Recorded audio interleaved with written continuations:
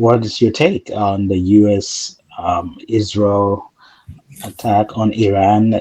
It is something. I mean, we all thought that it was building for a little while. Did you expect it to happen so soon? Do you think it was opportune moment for them to strike? I mean, what were your thoughts when it finally happened? Because I think we had an inkling that it was going to happen. Of course, this was obviously bound to happen.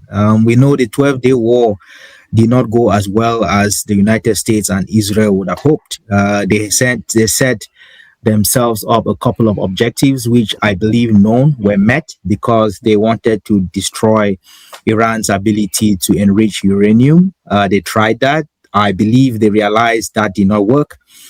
They attempted to do a regime change by killing leaders of the Iranian government. That, of course, didn't work. They killed a few, but I'm sure their targets were not completely achieved because, of course, the Ayatollah was still alive, and they had a few other senior military and scientific individuals who were alive, who they missed. Yeah. So it was obvious that Iran was not going to crumble. And as a result, Netanyahu did not get what he wanted. And so, of course, he immediately started to lay the groundwork for another attack. For those who have followed this area closely, you would know that there have been a couple of times between the 12-day war and February the 28th, where people had anticipated that an attack was going to happen, which didn't.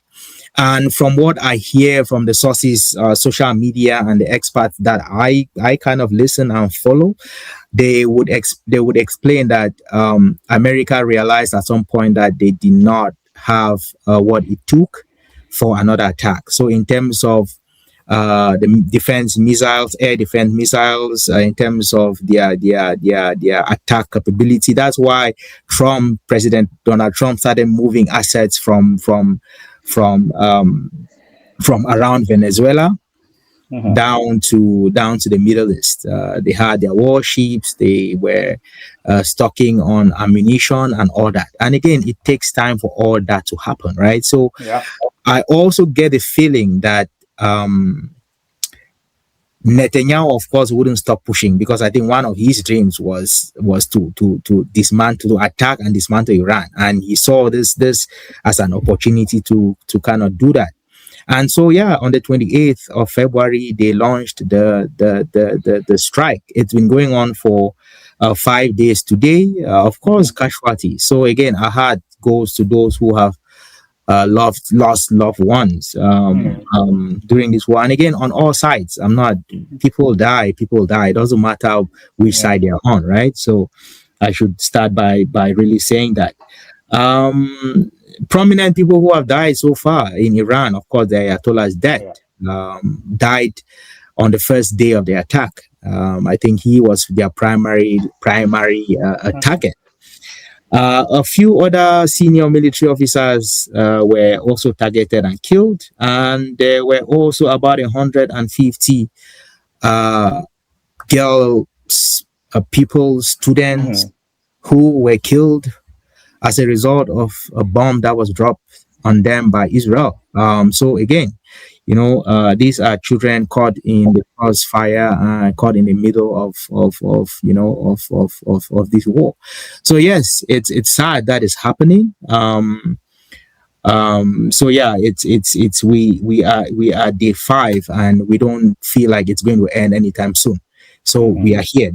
I mean, it's that's kind of what my initial thoughts have been. It's like it was bound to happen, and I wasn't surprised that the war started all over again. So I share your sentiments. It's the same for me. It's been building up since. Trump, if you follow him, he's been talking about it too. Netanyahu has been to the White House several times. Seven times in less than a year. I don't think any other world leader has visited the White House that much, how many right? times? Not even the guy from Ukraine. Iran too was preparing and stuff. So I join you in saying this is sad to see all the destruction, all the damage that has been happening again on both sides. But it goes to tell you that people are committed to their position. They don't care what is going to happen to the innocent. So it's sad to see. But again, that's human nature. That's the fallen nature of man. Mhm. Things are bound to happen. Wars happen. We all knew with all the assembly of us now from around the world to the Middle East. We all knew this was going to happen at some point. Um, Americans and the Israelis, of course, have their own side of the story. The Iranians have their own side of the story. So, who knows? We're just going to butt heads here and see where we are. Um, Again, it's sad. The supreme leader of Iran is gone. He's been supreme leader since 1979. So this is significant for the people of Iran who support him. There are some talks about him not having the support of the majority of Iranians. So that also played a fact into this. So I think overall the U.S. government and Israel thought Iran was really weak, and they thought this was the right time to strike. They're dealing with in-house disputes and rioting and economic sanctions, and then they felt it was good to them. Anyways, we're gonna get in that. Mhm. So you thought this was bound to happen.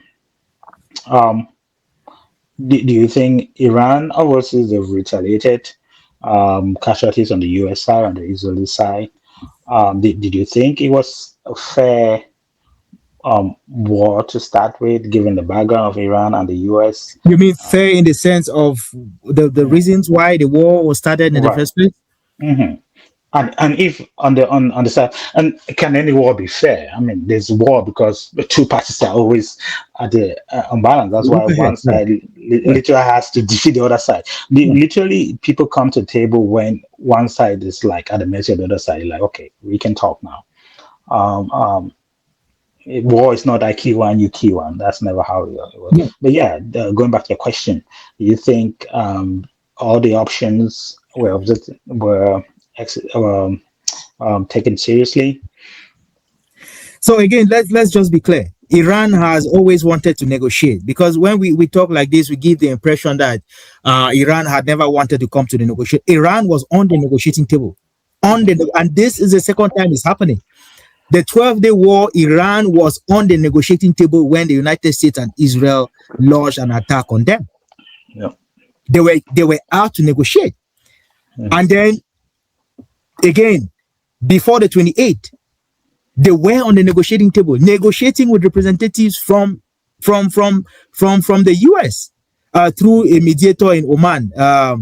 But again, they were on the table. It's not like when you go to negotiate, you're not going to impose terms. That's why they call it a negotiation, which means Hmm. two people have different views on a particular issue. And they come to the table and they talk about their views and they find a common ground. That is what you expect to see in a negotiation. When one of the parties come to a negotiation with terms and say, this is what I want to see, then Hmm. it's not a negotiation anymore. It's an Hmm. imposition. You're coming to dictate what the other Hmm. party gets. America came to Right. the negotiating table and said 0% enrichment. Right. Iran has a right to enrich uranium. Hmm. They have a right as an independent state to enrich uranium. The United States has no right to say Miss Country A or Country B is not entitled to have an enrichment program. Well, we might talk about enrichment to what extent, right? But they have a right to do that. Iran came to the negotiating table to negotiate how much or to what extent they could they could enrich uranium and what they would use it for. Again, civilian purposes, you have a right to do that. They came to the table again this time around and they said no ballistic missiles. You know what that means? Say Iran should stop producing Hmm. the only thing that they have as a defense. Right. Even in the weakest, nobody would accept that. So it was obvious that America either was not willing to negotiate fairly and in good faith with Iran, and that they were just coming to lay terms and to ensure that Iran would not accept them so that they could strike. Mhm. That is what it sounds to me like. Mhm. And then you talk about you can't support your allies. It's like telling the United States that, hey, you can't support Britain or Canada or this. They are allies. That's why they call them allies. You come to Mhm. Iran and you say you can't support Hezbollah, you can't support Hamas, you can't support the people of Gaza. Why would any self-respecting state agree on things like that, right? So again, you come to the negotiating table and you impose terms and you expect that Iran is not Iraq, Iran is not Cameroon, Iran is not some weak country who have no history. And no, Iran is a self-respecting state with people who would die for their country, and that is what they are doing. Yeah. Again, Iran is the underdog. I'm not saying that Iran is as sophisticated or is as Mhm. powerful as the United States.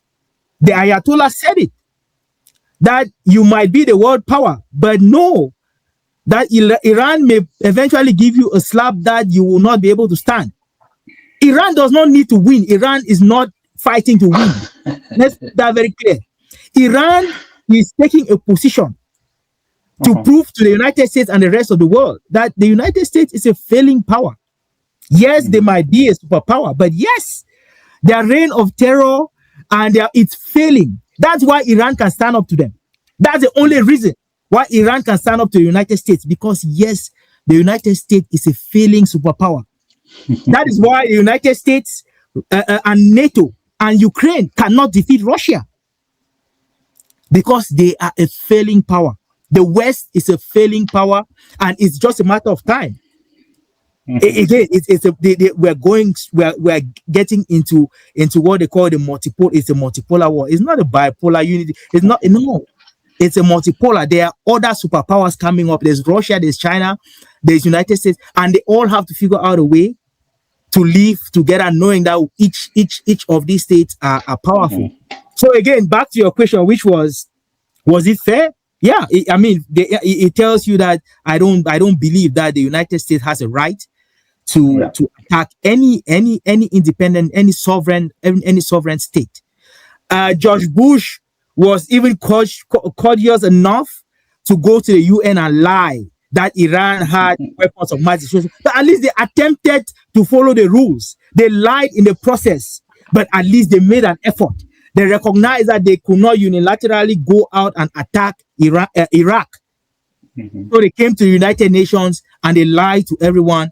Weapon of Mhm. mass destruction. I mean, you remember Colin Powell holding the vial and saying this is what substance did he and said that at least they did something. Donald Trump unilaterally went into Iran.